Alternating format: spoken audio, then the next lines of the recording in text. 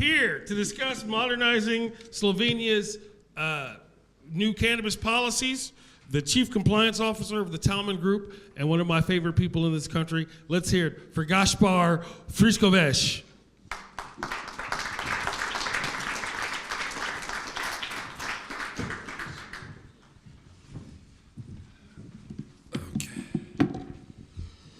So, hello.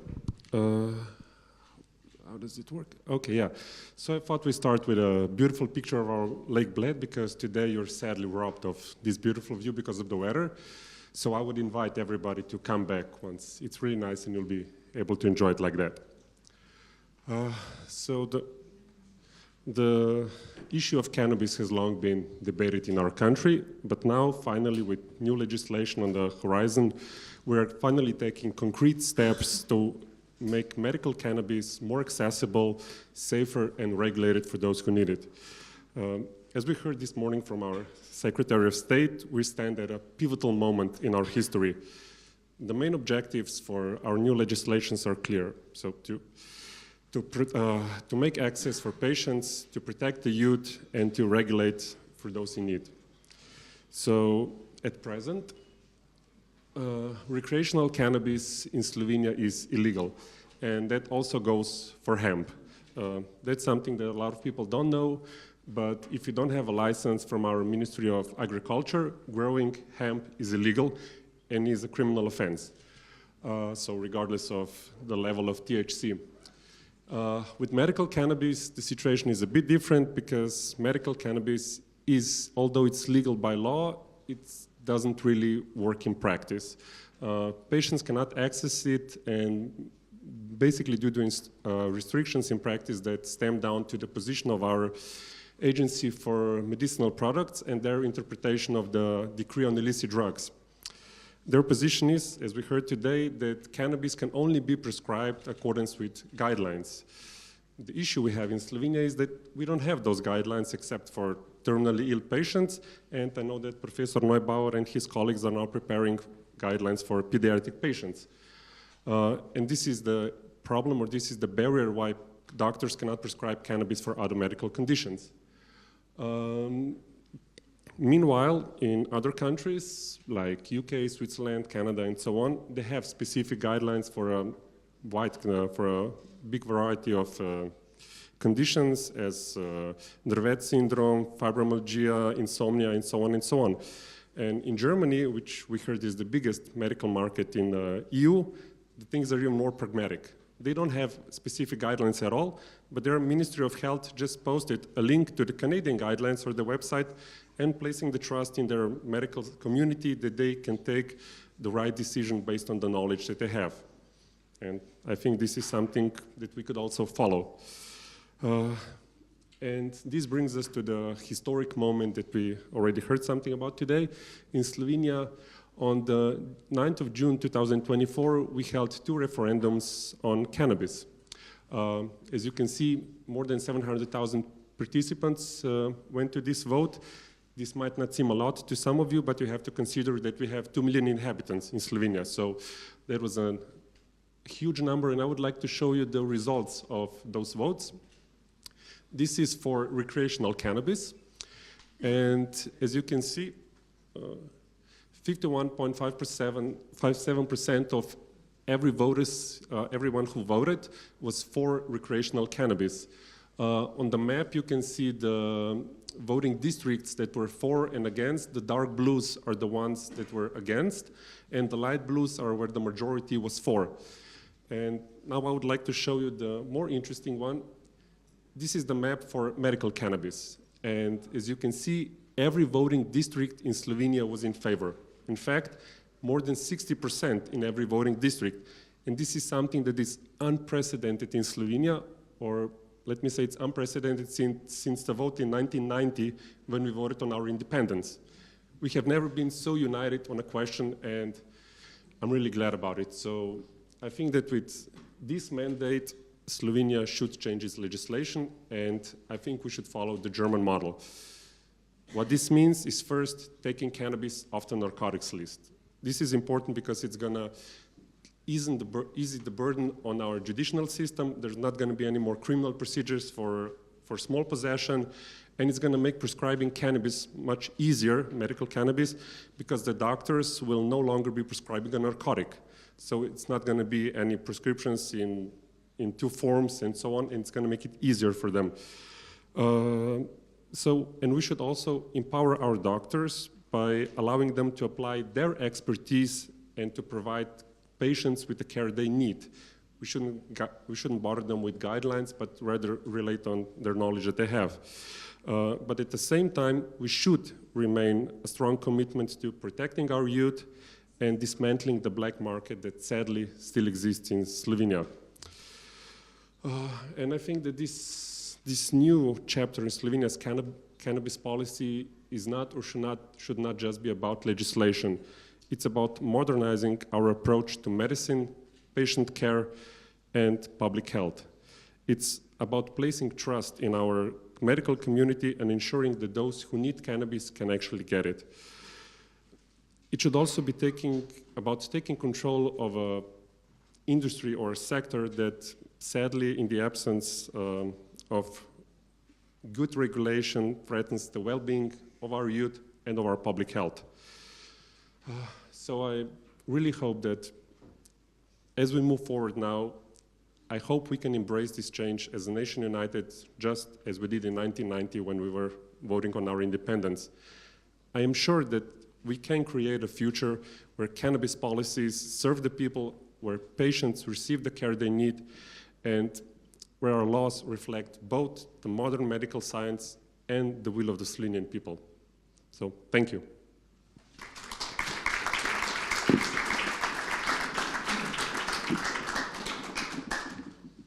So, questions? Yes. My name is Edmond, and I would like to ask you, why are we always following German models in any kind of this? It is because it's the best.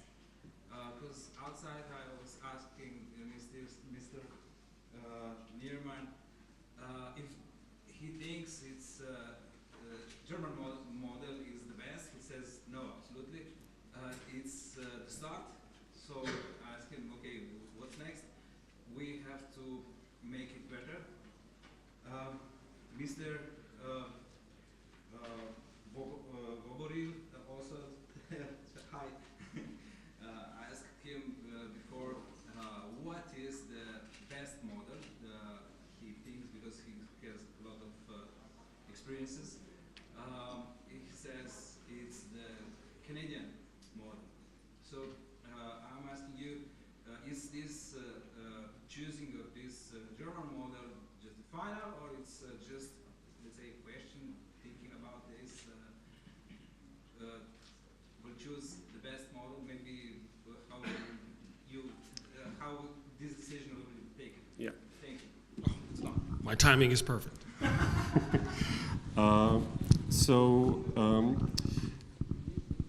I think we should follow the German model, not copy it.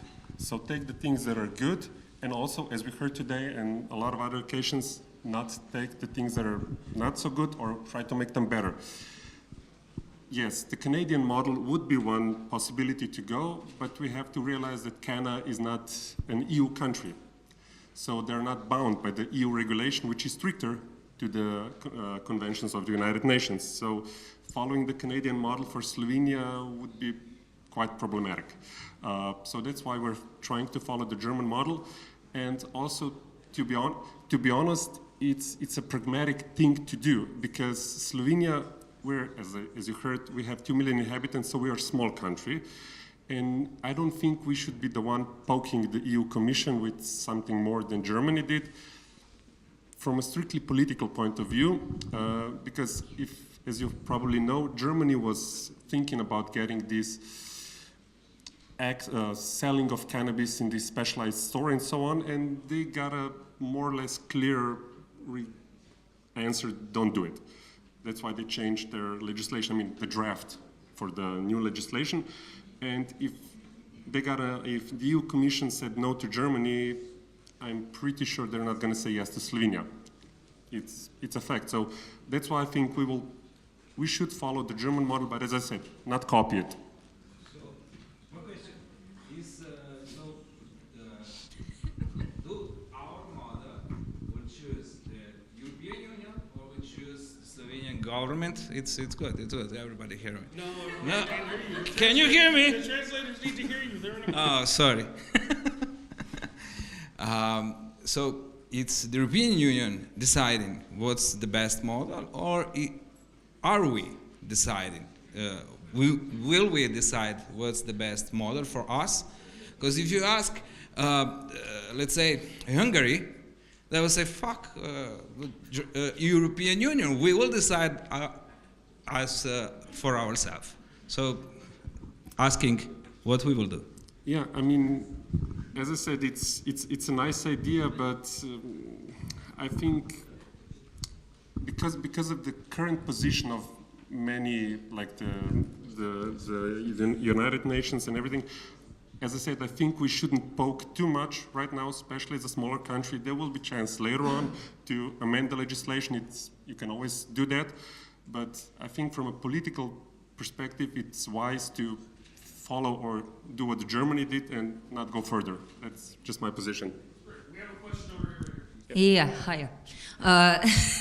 Since we can all agree that all of the national policies sort of come to a stop when you hit the European policies, how plausible do you think it would be to get 1 million signatures to get an all-European referendum on the subject? You think to make an EU-wide referendum on this question, or? Yeah. To be honest, I have no idea. How much would it cost, though? Yeah, and I think it would probably need to be proposed by the EU Commission to do something like that. To be honest, I don't know. I never heard of a EU-wide. Wait, we have some questions over here. You ask good questions, but you ask a lot of questions. So, but yeah, I mean, it would be a nice idea to do it. It would be interesting to see what's the position of every country. So, yeah. My name is Varja Hulec. I'm attorney at law. I spent my last 20 years of my life dealing with problems about cannabis in practice. So I have a small comment and a question. I would like to comment that the recreational usage is not illegal in Slovenia, but possession is. So the effect is the same. Also, I would like to emphasize that cultivation is legal if you do it just for yourself, or let's say for a friend who is sick or something. We have cases of a Supreme Court that support this statement. But I have a question. In Germany, before this, was it enabling enjoyment, maybe prohibited, maybe as misdemeanor, or maybe as a criminal act, if you have any information? Thank you. I'm sorry, can you repeat the second part of the question? But just for the growth, enabling of enjoyment is a criminal act in Slovenia. If I pass joint to this gentleman, I'm committing a criminal act. My question is, was it like this in Germany before? Was it misdemeanor or a criminal act? If you have any ideas. well, Everybody should just roll their own joints. Yeah. So my position is that growing cannabis for your own is not legal. We have decisions from the Supreme Court saying it's okay in this case, he was growing so much, but by law, it's illegal to grow it. If you don't have the license from the Ministry of Agriculture, it's not legal. The law doesn't say you can grow it for your own. The Supreme Court allows it in some cases, but it's illegal. So, and the other part of the question, if I understood correctly, if it's a misdemeanor or a criminal offense to pass somebody a joint, I don't know what it was like in Germany. That's maybe a question for the next colleague who's coming up. It was and it is, even under the new regulation. You cannot pass a joint to your friend, even if you cultivate it at home. Okay. Yeah, but is it a misdemeanor or a criminal offense? Sorry, no, it's A misdemeanor, yeah. well, very much depending on the quantity. On the quantity, yeah. Yeah. Everybody roll your own joints from now on. It's an observation first, because we've traveled international with this whole cannabis issue, And the overall thing is that, first, it's wonderful that we're having this conversation because of how it's been over the last 20, 30, 40 years. But these conversations that you bring forward, which is actually useful to this, is that these policies that we're doing, they're still repressive, aren't they? And so my overall question to you is that, given that you're the second nation in the EU, and you're following Germany, maybe this is a way of taking a stand to say let's have less repressive issues in the EU as well. I mean, this is a dynamic question for all of us. Yeah, it's a nice idea, but as I said, my concerns are, or my fear is that if we would take a stance, we would take a beating from EU Commission or from anybody else, because the fact is we're a small country and it's always easier to say no to a smaller member of your community than to the big fellow. And as we heard, Germany got a no, more or less on their idea, so I don't think, my position is if Germany would have changed it the way they fought first and just presented the bill to the European Commission and say, listen, we're doing this, it would probably go through. But now that they asked for permission and they got a no, we're sure not going to get a yes from Slovenia. So that's just my opinion. That's the thing about, at least in my experience with governments in general, is they move very, very slowly, and it always takes longer than you think it should take. And so we have to be patient yet relentless, right? Always pushing forward, fighting for every inch, every meter, every centimeter, I guess. Every 2.5 centimeters would be an inch. And just be relentless and just keep pushing, and then we will eventually win. All of us will probably be old by then, but and our children will be able to smoke weed in the streets. Yeah, and there's always a chance to change it later. I mean, step by step. Hi, thank you very much for the clarification here in Slovenia. I've got two questions. One is more an observation. 35 years ago, I lived in Holland, and consequently, as a result of the last 20 years, I've been involved with a responsible use towards cannabis or any other drug. So as part of the agencies and private sector that deal with treatment for addiction and misuse of any drug, including alcohol. In Holland, there was a very responsible approach to legalising and also trying to produce the best treatment centres in the world to help where there was a problem. And they were very innovative there, not just in terms of cognitive science, or the spirituality of what they were using, or inviting other tried and tested evidence-based methods. But they seem to have a legalised policy 35 years ago, and I don't really, and through ignorance, understand why there's not some sort of reflection on what has happened in Holland. We're talking about the German model, but what's the situation there in the Netherlands at the moment? So from my information, cannabis was always illegal in Netherlands. They used something that is called in law the opportunity principle, which means the state can decide not to prosecute something.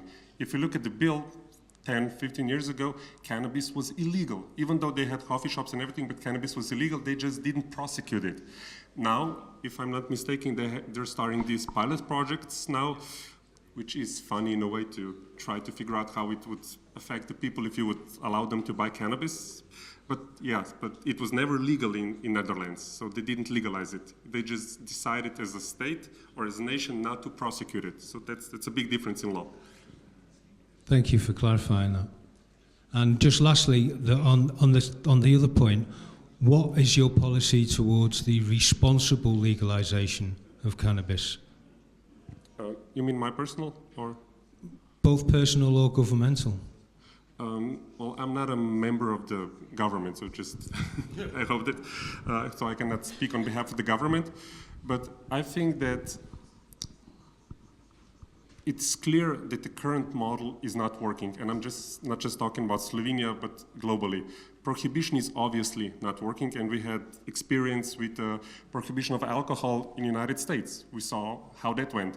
The first organized crime presented with the prohibition of alcohol. They didn't have organized crime before. So obviously prohibition is not working. We had worldwide prohibition for, 60 years almost, or even more, and it's obviously not working. Every survey shows that cannabis is the most used illicit drug, so obviously it's not working. So we need to try something new, and I think that the road that Germany took, of course with some improvements, is a nice first step, because we have to know that cannabis is still very stigmatized. There is still a lot of position against legalizing cannabis or making it more approachable, both on the medical and the recreational sector. So I think taking it step by step, while taking into account that there are a lot of positions against it, that's probably the right approach. But the current model is obviously not working, so we need to change that. Right here. Yes, just allow me to comment. I think it's a very relevant question about analyzing the Dutch experiment, let's say, because we have decades of data. Prohibition came to realization because of the public health risks and public health scares, let's say. We said we have to prohibit certain substances because of the risks in public health. So it's irrelevant, in my view, from the public health point of view, whether something was legal or illegal, even though I understand this is a common argument about it. But we have decades of data like nowhere else, so I think it's important to look at it. And we do have a very positive outcome of this model, even though it was not legally based. So legislation is only another human institution. So. Yeah.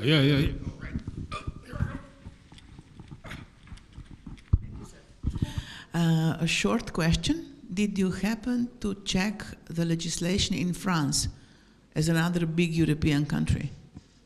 No, I have not, to be honest, so I don't know, but if I'm not mistaken, it's illegal in France, or I don't know.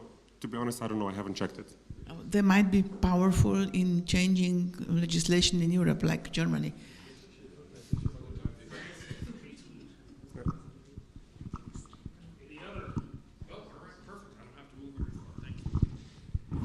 Hi. Probably you are aware that there were several attempts of changing the regulation in Slovenia with regards medical cannabis also before our referendum.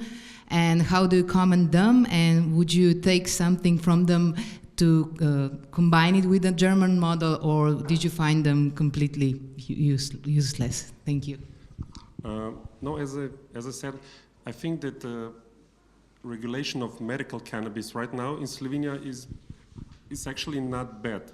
The problem is mainly the position of our agency for medicinal products and their interpretation of the decree on the illicit drugs, which in my opinion is wrong from a legal standpoint of view for many reasons. One is that that's a decree and it cannot be something that's against the law, that it just says prescribed in accordance with guidelines, but if those guidelines don't exist, that doesn't mean that you cannot prescribe it. Second of all, as I said, we have guidelines from a whole variety of countries with comparable level of medical care, so there is no reason to not use those.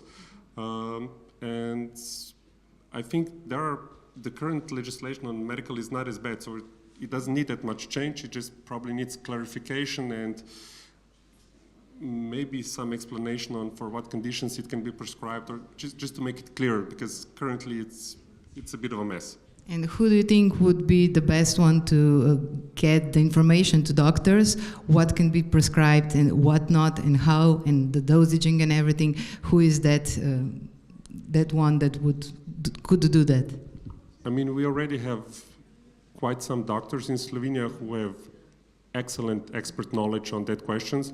There are a lot of experts from other countries. From a while ago, I was looking at literature or gathering literature on that question, and I found, I think, like 30 or 40 textbooks of 400 pages just on cannabis and cannabis medication for different conditions. So I think there is a lot of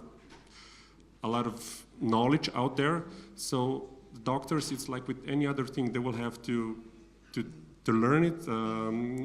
We were even talking with the universities to include it in the curriculum at the medical faculty, because it's something that probably needs to be done. And other, it's by gathering that knowledge. Maybe the medical board should play a role here with some educational programs. Thank you. Do we have any more questions? Do you have one more question? No. Oh.